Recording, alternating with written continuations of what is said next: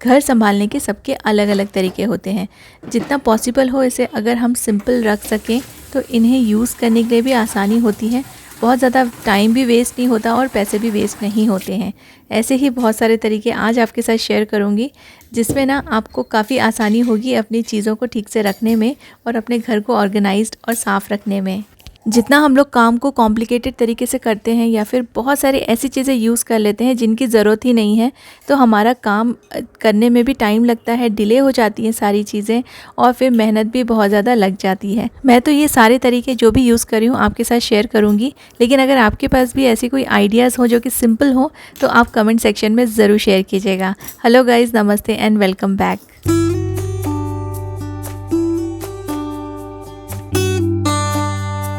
ये छोटे छोटे ज़िप-लॉक बैग्स बहुत ही अच्छे होते हैं। कोई भी चीज़ अगर छोटी मोटी चीज़ आपको कैरी करनी हो खाने पीने की या दूसरी कोई भी चीज़ें, तो बहुत ज़्यादा अच्छा रहता है जब हम कहीं बाहर जाते हैं। तो इनको ना मैंने कल रात को वॉश करके रखा था, बट ये अंदर से ड्राई नहीं हुए और ऐसे ड्राई हुए कि इसमें जो स्टेन्स है ना, पानी के जो स्टेन्स है वो पूरे वैसे की वैसी रह गए और ऐसा लग रहा है कि जैसे मैंने इन्हें वॉश किया ही नहीं। मैं इसे दोबारा से वॉश कर रही हूँ। इसका जो ड्राई करने का तरीका था ना वो गलत था। तो कोई कोई चीज़ें ना सिंपली ऐसे ही रख देने से ड्राई नहीं हो जाती है, और अगर वो ड्राई हो भी गई तो वो ऐसे ड्राई होगा ना कि ऐसा लगेगा कि आपने इसे वॉश ही नहीं किया है। तो सबसे पहले तो इसका पूरा पानी अच्छे से निकल जाने दीजिए, और एक बार पानी अगर निकल गया ना, इनफैक्ट अगर थोड़ा बहुत पानी रह भी गया तो जो मैं आपके साथ शेयर कर रही हूँ ना, ये हैक ये बहुत ही आसान है। इससे ऐसे आपके जो पॉलीथीन बैग्स है वो ईज़िली ड्राई हो जाएंगे। कोई भी आप ग्लास या कप ले लीजिए जो भी आपके पॉलीथीन बैग के अकॉर्डिंग, साइज़ के अकॉर्डिंग हो, और इसमें ये फ़िट हो जाए। और ऐसा फ़िट होना चाहिए कि नीचे से थोड़ा सा एयर भी जाए और इसका पानी भी निकलने में इसको आसानी हो। तो ऐसे में आप इसको 1-2 घंटे के लिए छोड़ देंगे तो ये ईज़िली सूख जाएंगे, और अंदर से भी ये बिल्कुल भी इसमें स्टेन्स नहीं रहेंगे और अंदर से भी अच्छे से ड्राई हो जाएंगे, और अंदर भी बिल्कुल इसमें पानी का स्टेन्स नहीं दिखेगा।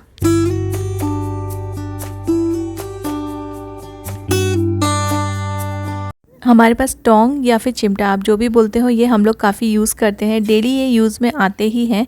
लेकिन जब हम इनको हैंग करके रखते हैं या फिर कहीं भी स्टोर करके रखते हैं ना, तो इनका जो बनावट है वो ऐसा है कि ये काफ़ी सारा स्पेस ले लेते हैं। तो इसके लिए भी एक बहुत ही आसान सा तरीका है। आप ऐसे रोल्स रखते होंगे, तो मैं भी हमेशा 1-2 ऐसे रोल्स जो ख़त्म हो जाते हैं रख लेती हूँ। इनके अंदर वाला पोर्शन काफ़ी काम में आते हैं कभी कभी। तो इसको मैंने 2 छोटे छोटे पोर्शन में कट कर लिया है, और इसको ना मैं लगा दूंगी जो हमारे टोंग्स होते हैं ना, इससे इसका जो साइज़ है वो अंदर की तरफ फोल्डेड रहेगा और ये बहुत सारा स्पेस नहीं लेगा।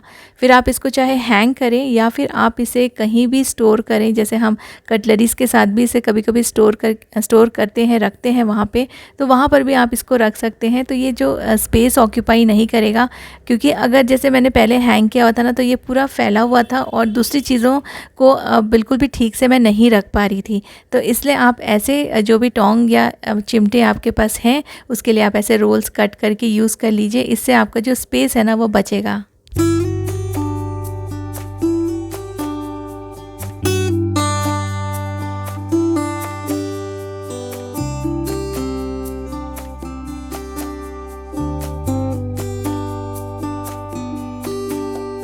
किचन में कई बार जगह कम पड़ जाती है चीज़ें रखने के लिए, तो एक साथ ना हम बड़ी छोटी चीज़ें इनको हैंग करके रख देते हैं वर्टिकली। इससे जो हमारा फिज़िकल स्पेस है, जो हमारा काउंटर का स्पेस है, वो काफ़ी बच जाता है। लेकिन कई बार यहाँ भी ना बहुत सारी चीज़ें हो जाती है और एक के ऊपर एक हम चीज़ें रखते जाते हैं, जिससे कि कई बार ये चीज़ें नीचे गिर भी जाती हैं और ना हमारा जो किचन है वो अच्छा भी नहीं दिखता है। तो कुछ चीज़ें आप अलग तरीके से हैंग कर सकते हैं, एक ही जगह पे रहेगी। लेकिन जैसे ये छोटे छोटे बाउल्स आते हैं ना, ये पुराना एक ग्लास मैंने आपके साथ शेयर भी किया था। तो जो कुछ चीज़ें हैं जो हम एक के ऊपर एक हैंग करते जाते हैं, उसको आप ऐसे बाउल्स में लगा सकते हैं। मैंने इसमें एक होल कर दिया है, आपके साथ शेयर किया था मैंने बहुत पहले ये, और इसमें आप ये सारी चीज़ें रख दीजिए, तो एक के ऊपर एक आपको हैंग भी नहीं करना पड़ेगा और चीज़ें अच्छी भी दिखेंगी और गिरेंगी भी नहीं।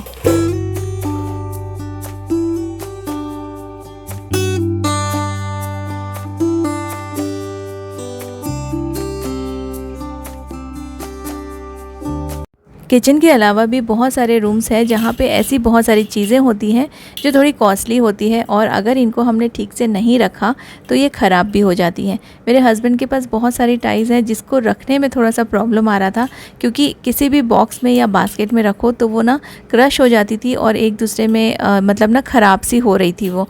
तो इसलिए मैंने ना ये एक हैंगर लिया है और इसमें मैंने बाइंडर क्लिप्स लगा दी है, और इसकी हेल्प से टाइज़ को मैं हैंग करके रखूँगी, जिससे कि वो ख़राब नहीं होंगी, क्रश भी नहीं होंगी, और फिर आपका जो वार्डरोब है वो भी गंदा नहीं दिखेगा, मतलब मैसी नहीं दिखेगा।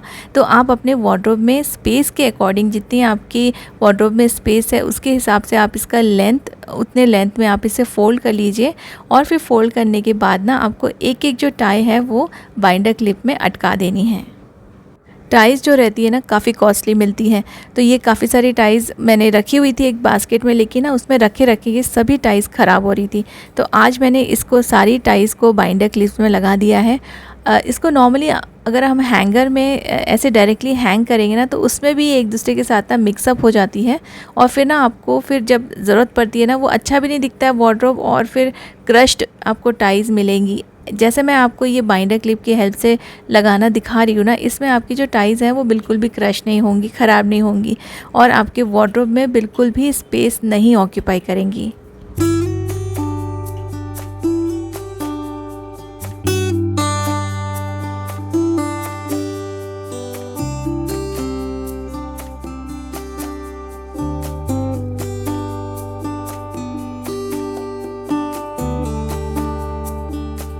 अगर आपके वार्डरोब में काफ़ी स्पेस है तो आप इसे ऐसे ही लेंथ वाइज हैंग कर सकते हैं, लेकिन मेरे वार्डरोब में ना बहुत ज़्यादा स्पेस नहीं है, क्योंकि मैंने एक दूसरा ऑर्गेनाइज़र रखा हुआ है जिसमें शर्ट्स एंड बाकी जीन्स और ट्राउज़र्स रखे हुए हैं। उसकी वजह से इसको अगर मैं इतने लंबे तरीके से हैंग करूँगी तो ये नीचे ना अच्छे से नहीं फिट आएगा, तो इसलिए मैंने इनको छोटे छोटे फोल्ड्स करके बाइंडर क्लिप में लगा दिए हैं। इससे जो मेरे वार्डरोब का साइज़ है उसके अकॉर्डिंग मैं इन्हें हैंग कर सकती हूँ।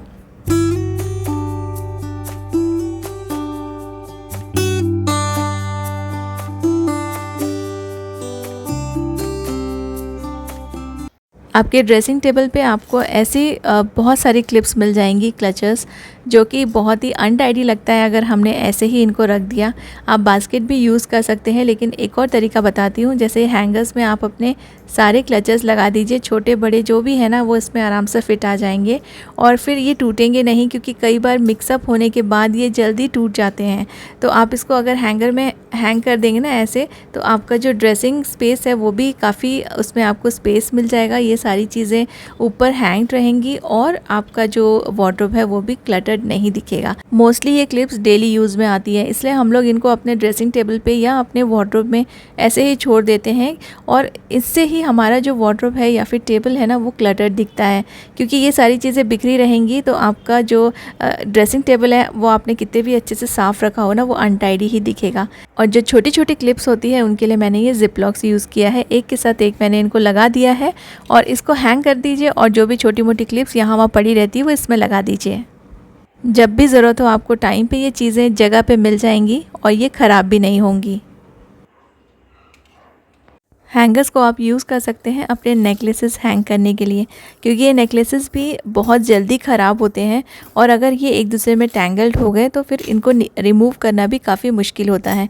तो लेकिन इसके लिए ना आपको एक अलग तरह का हैंगर चाहिए जो कि ओपन ईज़िली हो जाता है। तो ऐसे भी हैंगर्स आते हैं जिसको ना आप यहाँ ऊपर से ओपन कर सकते हैं। तो ये मोस्टली मेटल के हैंगर्स रहते हैं, या आजकल हो सकता है प्लास्टिक में भी आ रहे हों। तो ये वाले हैंगर्स में आप अपने सभी नेकलेसेस, जो भी आर्टिफिशियल नेकलेस है ना वो सब मैं यहाँ पे डाल के रख रही हूँ, और फिर इसको मैं हैंग कर दूँगी। इससे भी ना ये अच्छे से ऑर्गेनाइज रहेंगे, और आपका जो वार्डरोब है या ड्रेसिंग टेबल है जहाँ कहीं भी आप इन्हें रखते हैं वो एरिया अच्छा दिखेगा।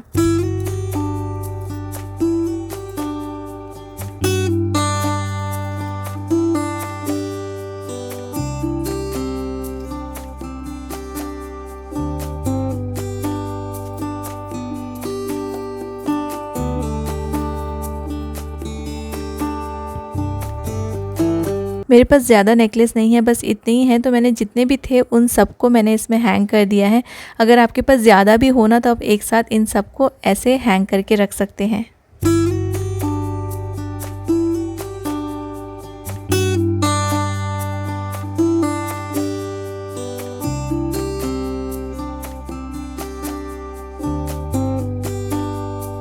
बेड कितने भी अच्छे से हम लोग टाइडी कर लें, लेकिन जो ब्लैंकेट्स या कंफर्टर्स हम लोग यूज़ करते हैं और उनको फ़ोल्ड करके बेड पे ही रखते हैं, उससे भी ना हमारा जो बेड है साफ़ होने के बाद भी थोड़ा अनटाइडी लगता है। अगर आपके पास वार्डरोब में स्पेस है तो आप इसे अंदर रख सकते हैं। तो मेरे यहाँ पे वार्डरोब में स्पेस नहीं है और मैं इसे ऊपर ही रखना प्रेफर करती हूँ, क्योंकि ना फिर बाद में निकालने के लिए ईज़ी होता है। तो इनको इस तरह से आप फ़ोल्ड कर सकते हैं। मैंने फ़ोल्ड शो किया है, बहुत ही आसान सा है और ये बिल्कुल कुशन की तरह फ़ोल्ड हो जाते हैं और आप इसे कुशन की तरह ही अपने बेड पे लगा के रख सकते हैं, जिससे बेड भी अच्छा दिखेगा और टाइडी भी लगेगा। उम्मीद करती हूँ कि आज का वीडियो आपने एंजॉय किया होगा। Thank you so much for watching.